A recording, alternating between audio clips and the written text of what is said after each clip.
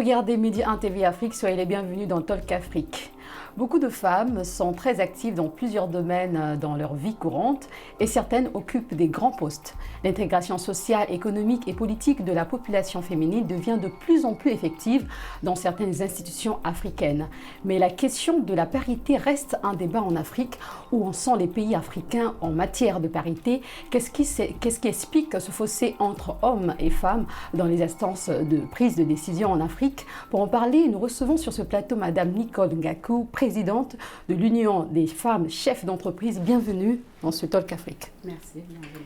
Également Madame Ndeye Diaraté, présidente de la coalition des femmes syndicalistes du Sénégal. Merci d'avoir répondu à notre invitation. Alors, peut-on dire que la question du genre n'est plus un sujet tabou en Afrique, Madame Ngakou? Non, du tout, elle ne l'est pas. Je pense qu'il y a eu d'énormes choses qui ont été faites pour que ce sujet genre puisse être compris. Ce n'est pas un sujet tabou, mais la question qu'il faut se poser, est-ce qu'elle est comprise? Ce terme genre, parce que même moi personnellement, parfois je m'y perds beaucoup. D'aucuns pensent que genre veut dire femme, alors que non, genre veut dire homme et femme à égalité. Donc c'est tout le débat qui peut avoir autour de cela, mais aujourd'hui ce n'est plus un tabou. Maintenant, non, des compréhensions diverses de part et d'autre, mais ce n'est plus un tabou. Et Madame Diaraté, pour vous, est-ce un tabou encore, la question du genre? Non, la question du genre n'est pas tabou, comme vient de dire Madame Ngakou, et je me félicite vraiment de partager ce plateau avec elle. Non, c'est pas tabou, comme elle le dit, c'est un problème certainement de compréhension, parce que le genre ne veut pas dire seulement homme et femme, le genre veut dire homme, femme et toutes les couches vulnérables. Donc voilà, c'est de ça, donc, en tout cas en ce qui nous concerne dans le milieu syndical, le genre qui est défini par l'Organisation internationale du travail ne veut pas seulement dire femme tout simplement et homme tout simplement, mais femme, homme et toutes les couches vulnérables. Il y a quelques années, en Afrique, c'était très difficile de voir les femmes occuper des grands postes. Est-ce culturel ou pas, Madame Diaraté? Oui, moi je pense que c'est culturel. Auparavant, nos papas, ils amenaient nos frères à l'école et en général les filles restaient à la maison pour aider leur maman. Donc il n'y avait pas cet engouement qu'avaient les jeunes garçons à aller à l'école. La fille, elle devait rester au niveau du foyer pour vaquer aux occupations. Certainement, je pense que ça aussi c'est quelque chose de patent que nous avons pu... Donc vous dites les filles, à l'époque les filles restaient à la maison, ça veut dire que les parents ont une responsabilité justement à ce niveau-là, pour permettre aux jeunes filles de comprendre qu'un jour je peux occuper un grand poste, je peux travailler, je peux aller à l'école, ensuite travailler. Oui, les parents, mais est-ce que ce n'est pas la société? Est-ce que ce n'est pas également les pratiques culturelles? Est-ce que ce n'est pas la culture? Est-ce que ce n'est pas nos coutumes? Je ne vais pas dire que ce sont les parents qui sont responsables, mais ils ont évolué dans une société auparavant où la fille devait être confinée au foyer et jouant les seconds rôles. Donc certainement ça a été la société, ça a été l'éducation que nos parents et nos grands-parents ont subi par rapport à nos us et à nos coutumes en Afrique. Alors Madame Ngakou, certains pays africains jusqu'ici n'ont pas encore voté la loi sur la parité. Qu'est-ce qui explique cela?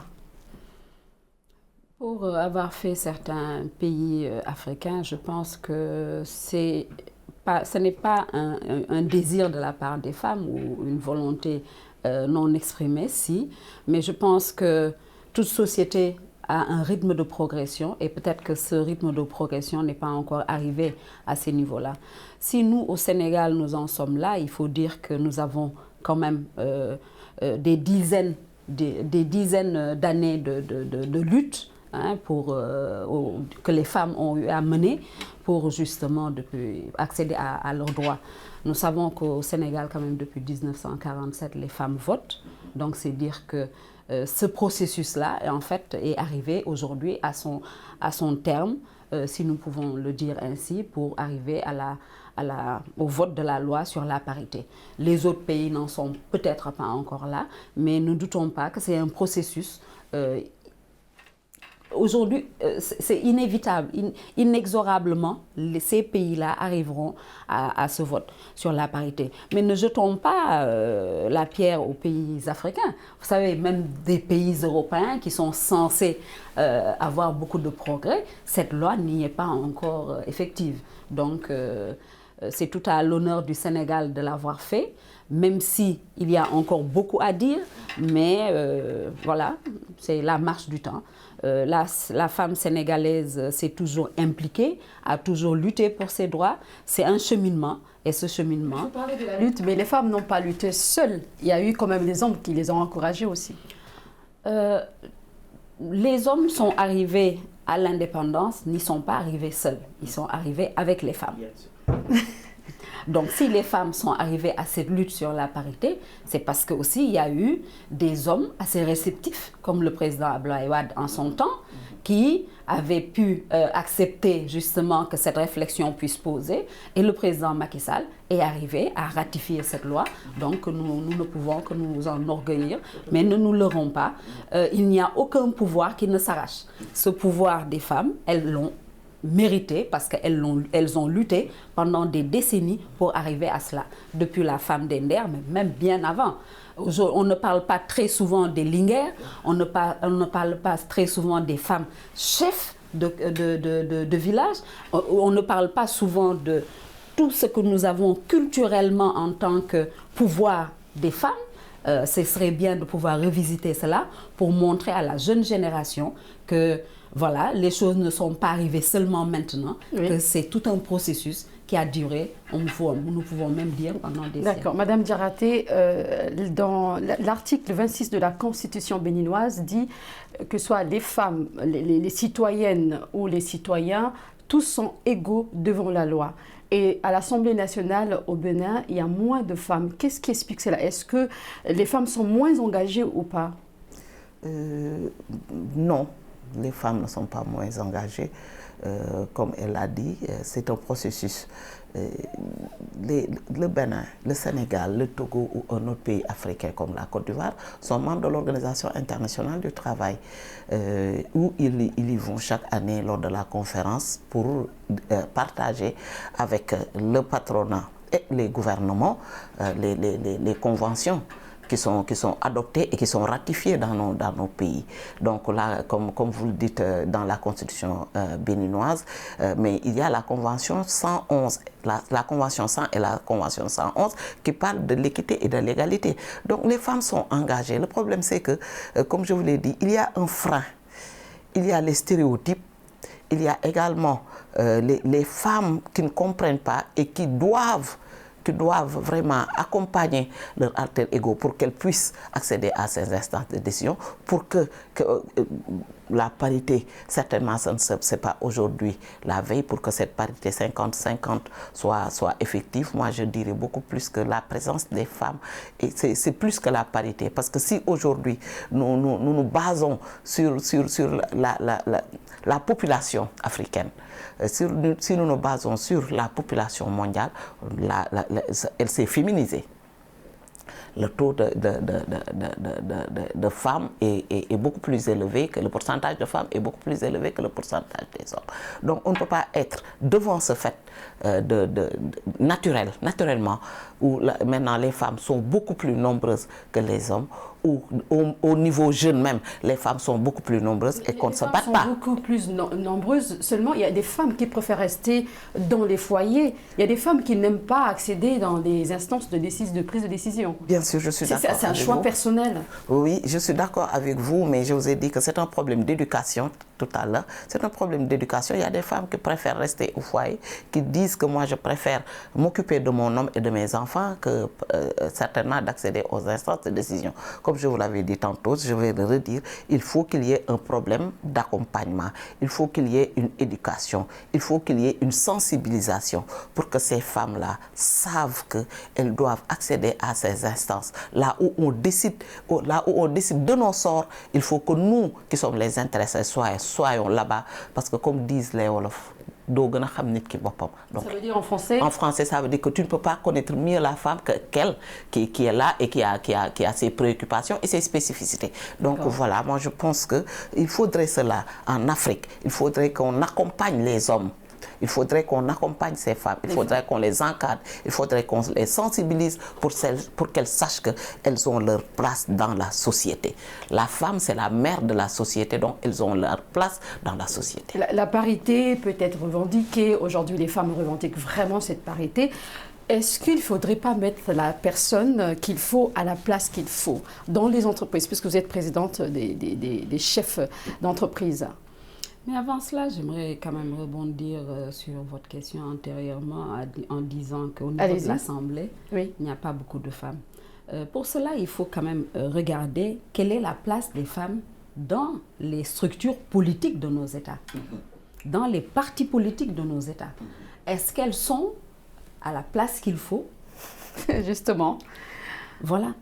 En général, lorsqu'un parti politique se crée, nous disons que pour être élu, il faut beaucoup de femmes, il faut beaucoup de jeunes. Mais on a besoin de ces femmes-là, pourquoi? Est-ce que c'est pour décider ou est-ce que c'est pour aller voter et applaudir? C'est toute la question. Et à ce moment-là, c'est à nous, femmes, surtout aux femmes intellectuelles, soi-disant, celles qui ont été à l'école, ou même celles qui ne l'ont pas, à vouloir prendre tout, ou à oser prendre, je rectifie le terme, ce n'est pas vouloir. Madame Diaraté tout à l'heure que les femmes, il y a des femmes qui préfèrent rester encore dans les foyers. Oui, mais c'est leur choix. Moi, je ne dénigrerai jamais une femme qui me dit je préfère rester à la maison. Parce qu'à la maison aussi, elle peut avoir une autorité. Elle peut influencer l'éducation de ses enfants pour que ses filles, à elles, puissent oser aussi. Donc, il faudrait que dans les partis politiques aussi, les femmes osent dire je veux la place qui me revient parce que je suis représentative à tel niveau. Mais comment ça peut se passer justement? Comment est-ce qu'elles peuvent oser? Est-ce qu'il faut intégrer les partis politiques ou il y a d'autres mesures? Il y a plusieurs portes d'entrée. Il y a les partis politiques, il y a la société civile qui est de plus en plus politique. Mais pour aller à l'Assemblée, il faut... C'est électif, l'Assemblée nationale. Donc, ça veut dire que c'est le peuple, c'est les gens de ton département, de ta commune, de ton quartier qui vont voter pour toi. En général, les femmes ont cette représentativité.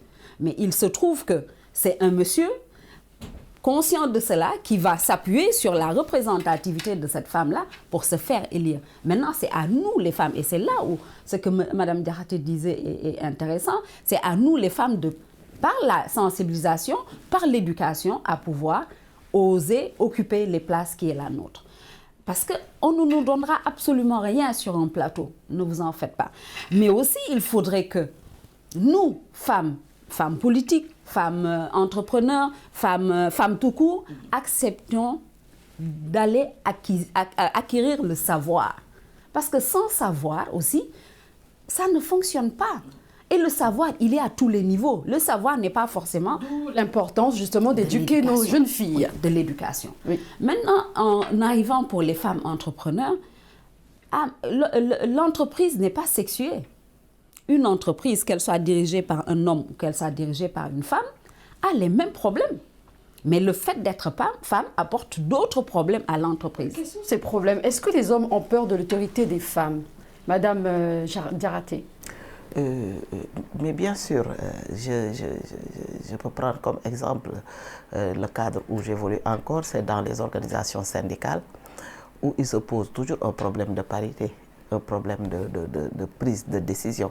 En général, les femmes sont confinées dans un cadre où ils l'appellent, où les secrétaires généraux ou les personnes influentes dans l'organisation appellent le cadre mouvement ou comité ou je ne sais quoi. Et il y a des hommes, moi je suis dans un hôpital, je suis actrice de la santé, mais il y a des hommes qui disent que les femmes ne me commandent pas. Les femmes ne me commandent parce que tout simplement, ils ont leur fierté, ils ont été éduqués comme ça ils ont été formés comme ça, ils ont grandi comme ça dans leur environnement. Donc, ce n'est pas facile de pouvoir enlever cette position-là de Le leur Sénégal tête. est un bon exemple. Le Sénégal occupe la 3e place sur le continent des pays qui ont voté cette loi sur la parité. Donc, selon l'Union interparlementaire en matière de représentativité des femmes au sein de l'Assemblée nationale, le Sénégal est 3e. Donc, le premier pays, c'est d'abord le Rwanda. Le second, c'est l'Afrique du Sud. Et le Sénégal occupe la 3e place. Ça veut dire que le Sénégal s'en réjouit. Mais bien sûr, nous nous en réjouissons. Parce que si on prend l'exemple des années 80, ou si on prend l'exemple des années 70, ce n'est plus la même chose. Quand on a vu Feu Aram Djin être à l'Assemblée, qu'il n'est pas un seul qui parlait Wolof, nous étions très jeunes, mais c'était une référence.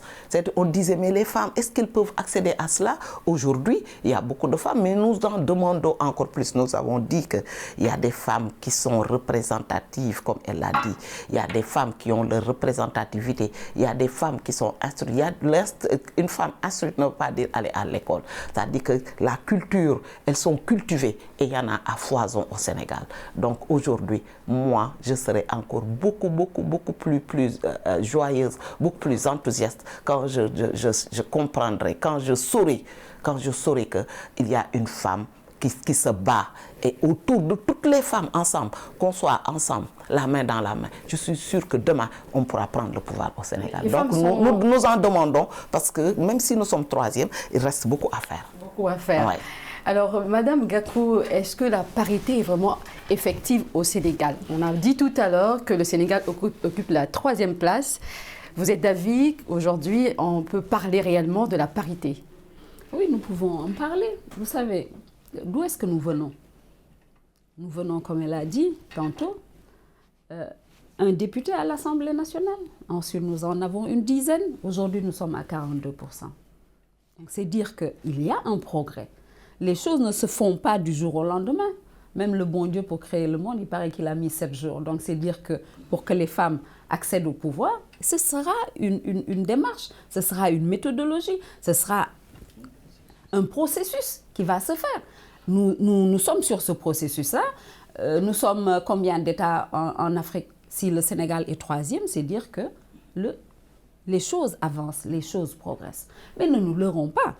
Autant les choses avancent, autant il y en a certains qui pensent que la place de la femme reste à la maison. Le monde a évolué. Il faudrait, et cela, j'en appelle aux femmes. Parce que si le monde a évolué et qu'il y a encore des hommes qui pensent que la place de la femme, c'est de rester à la maison, c'est parce que ces hommes-là ont été éduqués par qui? Mais par nous. Il faut qu'il y ait un changement. Il faut qu'il y ait un changement. Oui. Mais ce changement-là passera par qui? Ça passera par nous-mêmes. C'est nous qui éduquons les enfants. Aujourd'hui, j'adore donner cet exemple-là. Jusqu'à ma fille aînée qui est du 21e siècle, lorsqu'elle va acheter des jouets à ses enfants, elle n'achète pas un pistolet, elle n'achète pas le petit chimiste, elle n'achète pas ce qu'elle achèterait pour son fils. Elle va acheter une poupée, elle va acheter une dinette. Et il y a eu d'ailleurs quelque chose d'amusant en termes d'anecdote. Quand ma belle-fille a acheté une poupée pour le garçon, soi-disant pour en faire un bon père, ça a créé un grand malaise dans la famille. Vous voyez, c'est très insidieux. Cette éducation-là, pour que nous puissions avoir des he for she, il faudrait que nous, femmes, nous changeons le paradigme de cette éducation-là. Que nous montrons à notre fille que quand elle revient de la classe, ce n'est pas aujourd'hui son tour de faire la vaisselle, mais c'est du tour du garçon. Il y a des femmes qui sont très actives au Sénégal comme dans d'autres pays africains. Est-ce que le problème ne se trouve pas au niveau du domaine politique? Les femmes s'intéressent moins à la politique. Elles s'intéressent. La femme sénégalaise s'est toujours intéressée à la politique. Depuis le temps des colons, la fameuse le tiraillement entre Senghor et Blaise Diagne, c'était des femmes qui ont porté la candidature de Senghor et jusqu'à présent, ce sont les femmes qui portent les candidatures. Mais pourquoi nous ne portons pas nos candidatures? C'est la grande question. Voilà, parce que nous-mêmes, nous ne nous faisons pas confiance. Nous-mêmes, nous ne pensons pas que nous sommes capables. Nous accompagnons, d'accompagner on accompagne, mais à la fin, c'est quelqu'un d'autre qui prend nous la première place. Nous préférons mettre en exergue, et les hommes sont très subtils pour cela, mettre les femmes en concurrence afin que justement, que ce soit eux qui récoltent. Est-ce que les femmes ont compris cela, cette technique ou cette stratégie? Et certaines, encore une fois, c'est tout un processus. Certaines commencent à le comprendre, les choses évoluent. Aujourd'hui, vous voyez dans certains partis des femmes à de hautes responsabilités, ce qui n'existait pas. Vous voyez dans la société civile des femmes qui prennent la parole, qui dirigent des mouvements de la société civile. Vous voyez une dame qui... Alors, le Rwanda est le leader mondial avec un hémicycle composé de 62% pour sa forte représentativité des femmes à l'Assemblée. Est-ce qu'on peut dire aujourd'hui que les problèmes socio-économiques ne peuvent pas empêcher les dirigeants africains de voter la loi sur la parité, à l'exemple du Rwanda, Madame Diarraté? Au contraire, si c'est un problème socio-économique, comme vous le dites, je pense que si c'est au niveau social, au niveau sociétal, les femmes sont nées pour être vraiment des entrepreneurs, même au niveau du foyer. Si on prend le côté économique, idem, on ne peut pas aujourd'hui faire fi de l'économie informelle. Et ce qu'ils apportent au niveau du PIB. Et en général, au Sénégal, c'est 92% de 72% de femmes. 72% de femmes dans le secteur de l'économie informelle. Donc, moi, je pense que s'ils parlent de problèmes socio-économiques, c'est le problème qui se pose pour qu'ils ne votent pas la parité. Je pense qu'ils n'ont pas encore compris. Ils n'ont pas encore compris que dans un monde en pleine mutation, dans un monde où maintenant nous parlons de mondialisation et de globalisation. Nous sommes au Sénégal et demain on nous verra en Côte d'Ivoire parce que tout simplement nous avons ce faisceau-là. Si eux, ils ne sont pas capables de comprendre que ces femmes-là ont leurs droits, s'ils pensent qu'on doit mater ces femmes-là pour qu'il y ait un problème socio-économique, je pense que ce sera le contraire qui va se produire au niveau de ces pays. Ce sera le contraire qui va se produire. Madame Gakou, dans les entreprises, comment ça se passe la parité? Est-ce qu'elle est effective également dans les entreprises? Je dirais que beaucoup d'entreprises aujourd'hui, comment dire, la main-d'œuvre la plus sous-employée est une main-d'œuvre féminine. Dans le top management, vous n'allez trouver que des hommes. Parce que tout simplement, ils vous diront qu'il y a des contraintes à ce qu'il y ait des femmes dans le top management. Personnellement, j'ai vécu une chose quand j'étais salariée, des réunions qui se tiennent après 19 heures. Alors que nous sommes mères, nous devons aller récupérer nos enfants à l'école. Et lorsque vous appelez le mari pour qu'il récupère l'enfant, il vous dira ah, ben, je suis dans une réunion. Vous voyez, ce sont des petites contraintes. C'est pour ça que le management au féminin a tout un autre regard. Il est plus humain. Parce que quand une femme dirige une entreprise, on sent l'humain, on sent la famille dans cette entreprise-là. Vous voulez dire que les hommes ne se mettent pas à la place des femmes? Du tout. Au contraire, du tout. Au contraire, vous devenez un poids.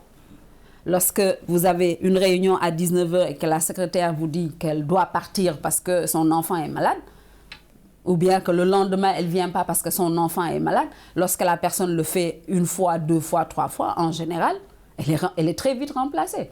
Lorsqu'il y a même des entreprises qui vous disent que vous arrivez, vous êtes une jeune femme, vous venez de vous marier, la question qui vous est posée, c'est j'espère que dans les 2 prochaines années, vous n'aurez pas d'enfant. Y a-t-il des sanctions pour les entreprises qui ne respectent pas cette parité? Il en faudrait. Mais malheureusement, non, il n'y en a pas. La parité au Sénégal, elle est élective et semi-élective. Mais je dis que ce n'est pas un mal. Parce que c'est ce qui va permettre ce changement de paradigme. J'aime bien lorsqu'on me dit qu'au Rwanda, il y a 62% de femmes au niveau du Parlement. Mais ce serait bien qu'on puisse mesurer quelle est l'incidence de ces 62%-là sur ce que ce que sont devenues les femmes, comment les femmes progressent. Parce qu'à l'Assemblée, là où on vote les lois, là où on prend les décisions, ces 62% ont pu influer de sorte à ce qu'une femme aille à l'école le plus longtemps possible. Une femme n'arrête pas, une femme, à cause du mariage, ne va pas à l'université. Une femme, à cause, ne puisse pas se réaliser. Ce serait bien qu'on puisse mesurer cela. Qu'on soit à 62% ou 50% ou même 10%, ce qui est important, c'est que ces femmes qui sont à ces niveaux de décision-là puissent accompagner des lois, accompagner l'État pour que l'État puisse prendre des lois et des règlements, mettre en place des programmes pour justement influer sur la promotion des femmes. C'est très importante, mais une dernière question pour Madame Diarraté. L'alphabétisation des femmes représente-t-elle un handicap pour que la parité soit une réalité dans certains pays africains? Oui. Oui, je peux le dire. Moi, j'étais dans un projet qui a fini il n'y a pas longtemps. Je faisais le tour du Sénégal pour faire l'alphabétisation, pour aider les femmes à être alphabétisées. Parce que ça nous permet tout simplement de nous autonomiser. L'alphabétisation nous permet de nous autonomiser. L'alphabétisation nous permet de mieux prendre en charge nos préoccupations. Donc là aussi, c'est un frein. On ne peut pas ne pas être alphabétisé et ne pas aller à l'école pour diriger certaines instances. Vous voyez, Madame Gakou qui est là, qui est chef d'entreprise. Si vous voulez être chef d'entreprise, il faut que vous ayez quelques notions par rapport à ce que vous dirigez. Si vous n'avez pas ces notions-là, ça pose problème. Donc moi, je pense que l'alphabétisation doit être au cœur maintenant des politiques de formation pour aider ces femmes-là qui sont en général, même à Dakar, mais qui sont dans les autres régions. Très bien, Madame Diarraté, nous sommes arrivés à la fin de cette émission. C'était un plaisir de partager ce plateau avec vous. Madame Nicole Gakou, vous êtes présidente de l'Union des femmes chefs d'entreprise. Merci d'avoir répondu à notre invitation. Merci à vous et merci à vos téléspectateurs. Nous n'avons pas eu le loisir au début de l'émission de le faire. Vous remerciez aussi de nous avoir conviés et c'est trop passionnant lorsqu'on parle des femmes et de l'accès des femmes aux instances de prise de décision. Très bien. Merci Madame Diarraté, c'était un plaisir. Merci beaucoup. Le plaisir est partagé. Ça me permet également de vous remercier et de remercier tout votre staff pour cette invitation parce que nous ne sommes pas seuls au Sénégal. Il y en a d'autres certainement qui sont plus expérimentés. Donc si vous avez eu vraiment le loisir de nous inviter, nous vous en remercions, mais également remercier la coalition des confédérations syndicales, membres de la CIC, qui m'a permis aujourd'hui d'être ici et de saluer tous mes camarades et toutes mes camarades femmes. Merci à vous d'avoir suivi ce Talk Afrique et à très bientôt sur Média 1 TV Afrique.